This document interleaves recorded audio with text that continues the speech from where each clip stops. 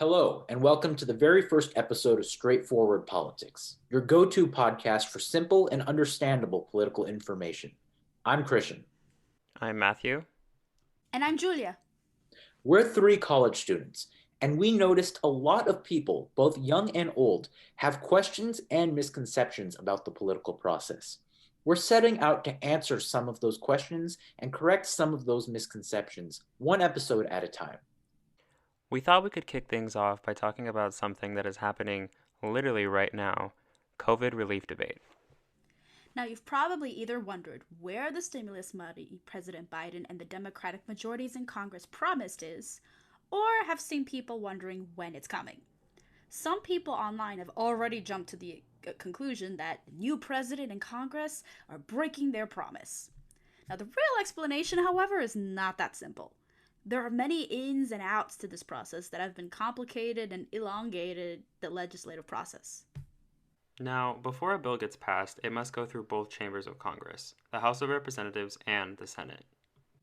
Now, for a bill as long and complicated as the American Rescue Plan, it must be fully planned out and debated by all of the different committees in the House and made to comply with reconciliation rules for when it gets to the Senate, which we will talk about a little bit later. So, for the past month or so, the many committees in the House of Representatives have been working on all of the details for each aspect of the legislation that would then become the completed American Rescue Plan. Each committee had their own focus throughout the process, whether it be stimulus checks, funding for reopening schools, or small business relief. Now, after a long month, the House has finally voted on this plan. But that means we're less than halfway done with this legislative process. Anybody else tired yet? Everybody is tired. This week, the Senate will begin debate on the relief bill. But you may be wondering, why did it take this long? Due to the filibuster, a procedural rule in the Senate that requires 60 senators to vote to end debate and begin the regular voting process, rather than just voting by a simple majority, the American Rescue Plan has to go through a Byzantine and slowed down process called budget reconciliation.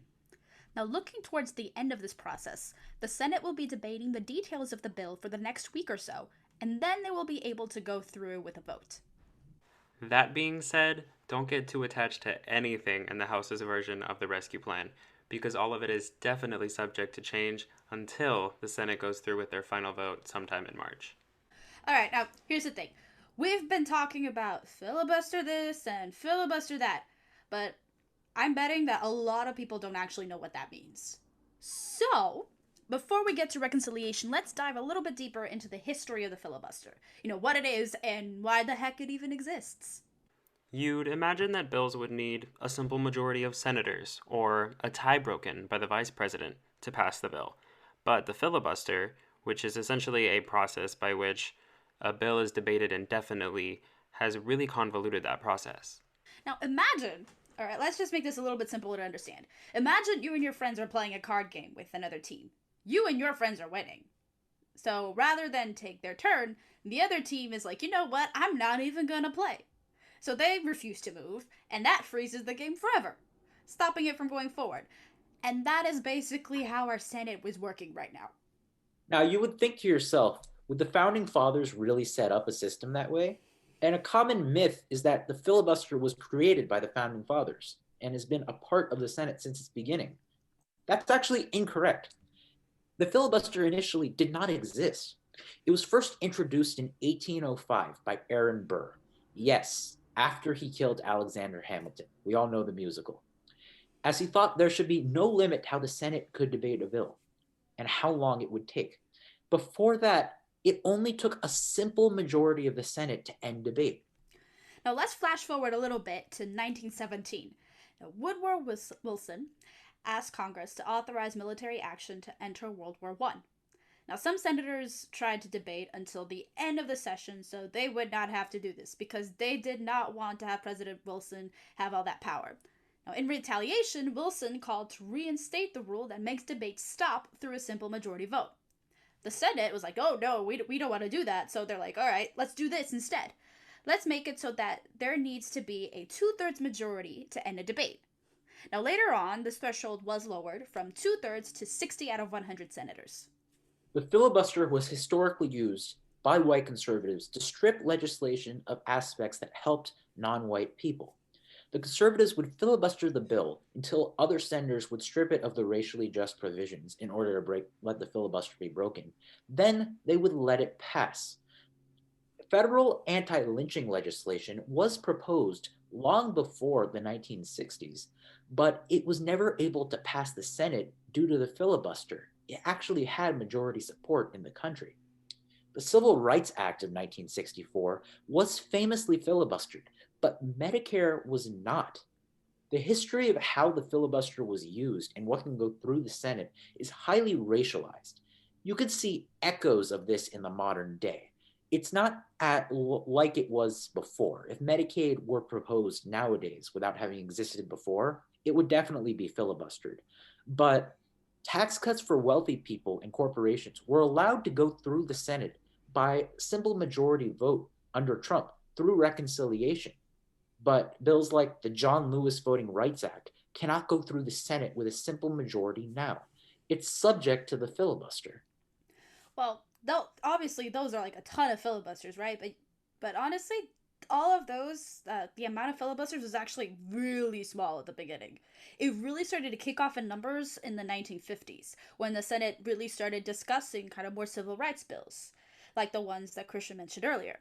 Now Southern senators did not like them, so they used filibusters to block them. Then Senate Majority Leader Mike Mansfield was not happy with this. He's like, why are all these speeches so long? It doesn't let us do anything. So, he successfully pushed to change the rules so senators would not have to actually speak to maintain a filibuster. This made filibustering bills way easier than ever before. The Senate then raised the number of people needed to enact a filibuster in the 70s, but from 34 to 41. And as you can imagine, that really didn't do much.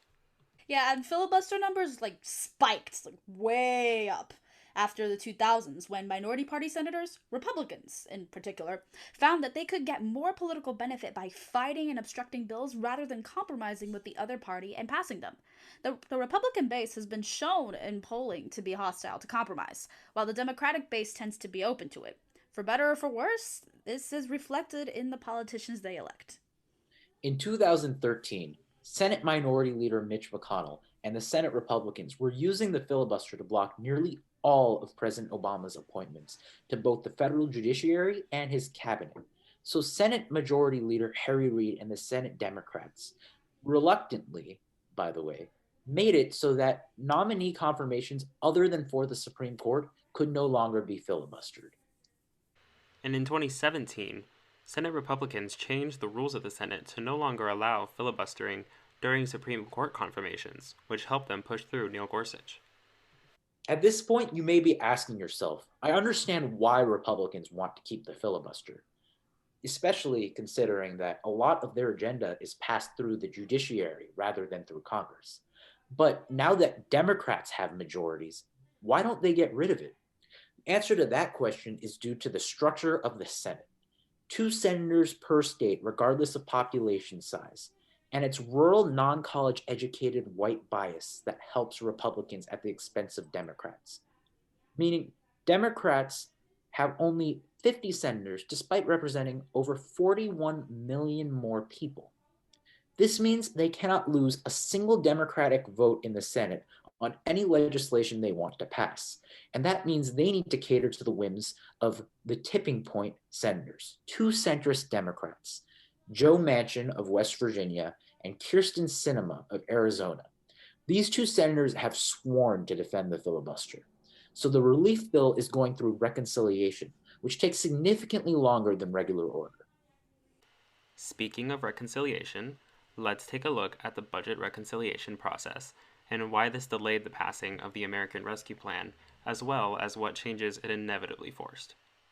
So, budget reconciliation is the Senate procedure that can be arguably done like once a year, maybe more often, to adjust policy directly impacting the federal budget. This has been brought up in the context of COVID relief because most of the bill can be legislated through adjustments to the current budget. A section previously included in the bill raising the minimum wage to $15 an hour was controversially removed because the Senate parliamentarian Elizabeth McDonough decided that it does not fit the Byrd Rule, named after its creator, late West Virginia Senator Robert C. Byrd. In order to be eligible for reconciliation, a provision of a bill must fit the Byrd Rule. The Byrd Rule means it must have a budgetary effect, and the budgetary effect must be what the resolution itself called for and cannot be considered incidental. The Byrd Rule means it must be inside the jurisdiction of the particular committee that recommends it and cannot look like it will increase the deficit past 10 years. And as an ironclad rule, bills passed through reconciliation cannot touch Social Security. The Byrd Rule did not exist forever. Initially, most legislation could just pass through reconciliation rather than having to go through regular order and be subject to the filibuster. Byrd decided to implement this rule so that bills would be restricted on what they could do and what they could change through reconciliation. The vice president can overrule the Senate parliamentarian on these rules if they wish. But the issue with Kamala Harris trying to do that for the American Rescue Plan is that centrist Democratic Senator Kyrsten Sinema and centrist Democratic Senator Joe Manchin, who opposes a $15 minimum wage, have said that the Democrats must respect the wishes of the Senate parliamentarian and not violate Byrd rules in any way whatsoever. If Democrats were to lose either of their votes on the bill, the whole bill would die. For that reason, the $15 minimum wage is essentially doomed unless Democrats fire the parliamentarian Elizabeth McDonough, like the Republicans fired an earlier parliamentarian, which is highly unlikely, or eventually abolish or reform the filibuster, which Joe Manchin and Kyrsten Sinema are unlikely to allow to happen as of now, but may partially cave on to pass the Pro-Democracy Reform for the People Act and or the Pro-Democracy Reform John Lewis Voting Rights Act.